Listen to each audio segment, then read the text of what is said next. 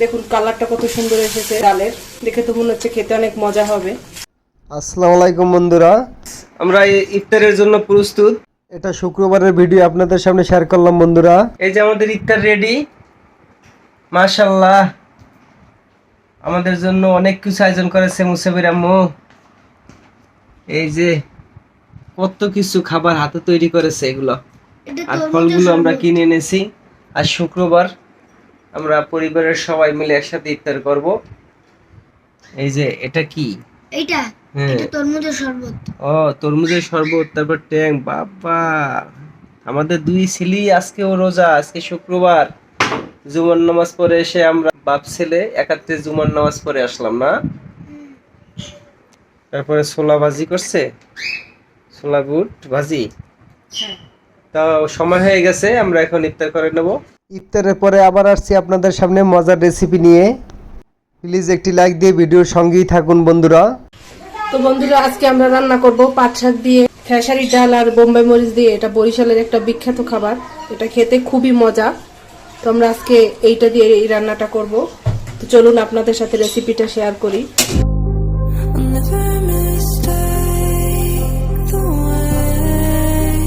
তো প্রথমে আমি পানিটা প্রেসার কুকারে ডালটা দেবো, যেহেতু খেসারি ডাল হতে একটু বেশি সময় লাগে, তাই আমি প্রেসার কুকারে ডালটাকে সেদ্ধ করে নেব।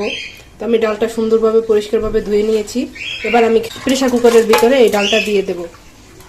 এটাকে খেসারি ডাল বলে, কেউ কলর ডাল বলে, আপনারা যে যে ভাষায় বলেন, তা আমরা এটাকে খেসারির ডালই বলি। তো এটাকে আমরা সুন্দরভাবে সেদ্ধ করে নেব। এটার ভিতর দিয়ে দেবো আমরা বোম্বাই মরিচ। এই দেখুন, এই মরিচটা দিয়ে আজকে আমরা রান্না করব। এই পাট শাক দিয়ে আজকে রান্না করব। তো এমনিতে পাট শাকের দাম অনেকটা কম থাকে, তো এখন কেন জানি না পাট শাকের মুঠা নিল, এক মুঠা শাক নিল আমার কাছে 30 টাকা। আগে তো 2 মুঠা আনা যেত 15 টাকা 20 টাকায়, এবার এক মুঠা নিয়েছে 30 টাকা। তো যদিও অনেক প্রিয় আপনাদের ভাইয়ার, তাই চেষ্টা করলাম তাকে এই শাকটা রান্না করে খাওয়ানোর জন্য। তা আপনারাও বাসায় ট্রাই করবেন, এই শাকটা দিয়ে ডাল দিয়ে অনেক মজা হয়। এই দেখুন, অর্ধেকটা পরিমাণ দিলাম মরিচ, বেশি ঝাল হয়ে যেতে পারে, তো রমজানে অত ঝাল খাওয়া যায় না, তবে এই শাকটা একটু ঝাল ঝালই ভালো লাগে। এই ডালটা কিন্তু আমরা রমজান তো, তাই বেশি ঝাল খাবো না, তো অল্প পরিমাণের মরিচ দিয়ে দিলাম। আপনারা চাইলে একটু বেশিও দিতে পারেন, কমও দিতে পারেন। তো বাহিরে গিয়েছিলাম, নিয়ে এসেছিলাম কতগুলো হাঁসের ডিম। তো বাসায় হাঁসের ডিমটা পছন্দ করে আপনাদের ভাইয়া, তো তাকে হাঁসের ডিম দেই। আর আমার জন্য নিয়ে এসেছি ফার্মের ডিম। আমরা ফার্মের ডিমও খাই, আবার এই যে হাঁসের ডিমটাও খাই। তো দেখুন কত সুন্দর দেশি হাঁসের ডিম, ডিমগুলো অনেক বড় বড়। তো এগুলোকে এখন সুন্দরভাবে ভিজিয়ে তারপর ওয়াশ করে তারপর রেখে দেবো ফ্রিজে। ডালটা বলক এসে গেছে, এখন একটু কমিয়ে দেব।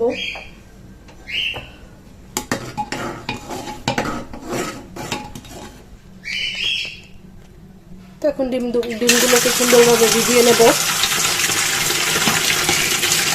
যেহেতু হাঁসের ডিমের গায়ে অনেকটাই ময়লা থাকে,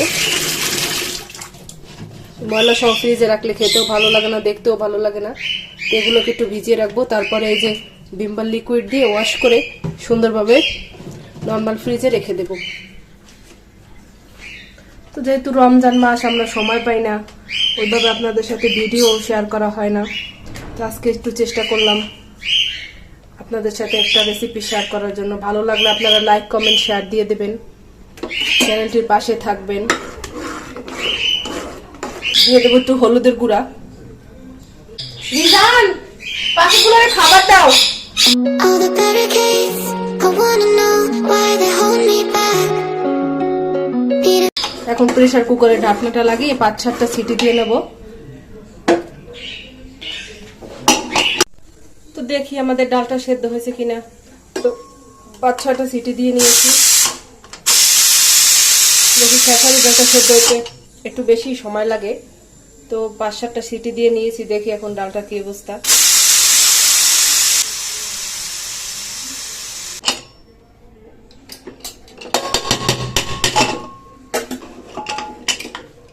তো দেখতেই পাচ্ছেন অনেক সুন্দরভাবে ডালটা সেদ্ধ হয়ে গিয়েছে।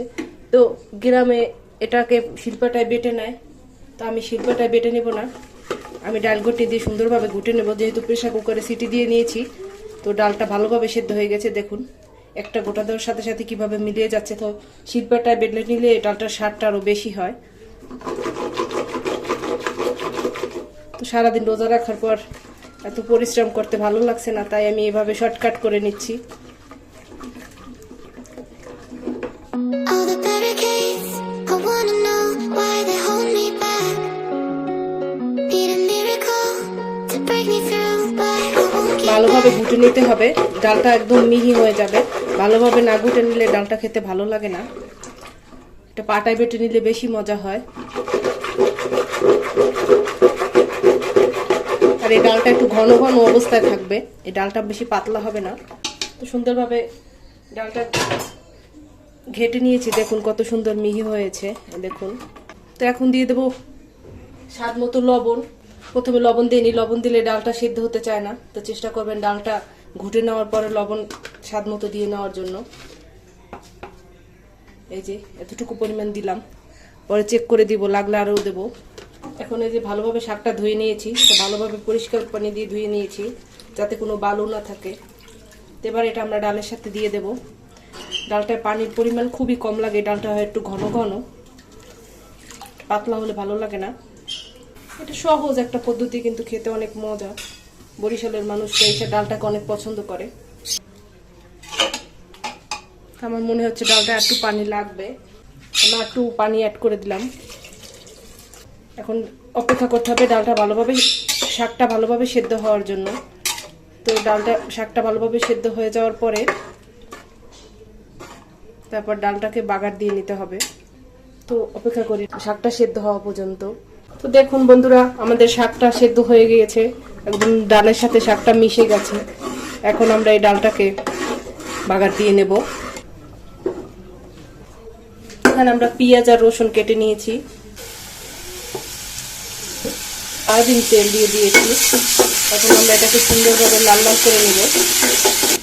এই পাট শাকের ডালটা আপনাদের ভাইয়ার অনেক পছন্দ, সেই ডালটা অনেক পছন্দ করে, তো আজকে তার জন্য এই ডালটা রান্না করা হচ্ছে। পেঁয়াজটা লাল লাল হয়ে গেছে, এখন আমরা পাট শাকটা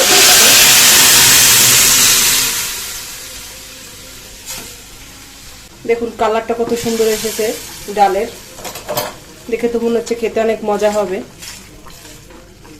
তো এটা মিষ্টি পাট, তো অনেকে তিতা পাটটা পছন্দ করেন, তো আমাদের বাসায় আমরা মিষ্টি পাটটাই পছন্দ করি, তাই আমরা মিষ্টি পাটটা খাই।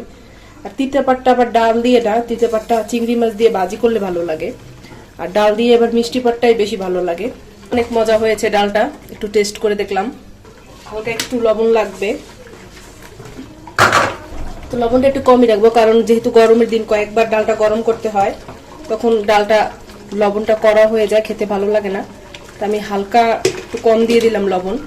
দেখুন কত সুন্দর শাকের কালার এসেছে।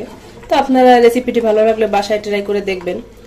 আশা করছি আপনাদের কাছেও পাট শাক আর ডালটা খুব ভালো লাগবে। তো আজকের মতো বিদায় নিচ্ছি, সবাই ভালো থাকবেন, সুস্থ থাকবেন, আমাদের চ্যানেলটির পাশে থাকবেন, লাইক কমেন্ট শেয়ার করে দিবেন। আল্লাহ হাফেজ।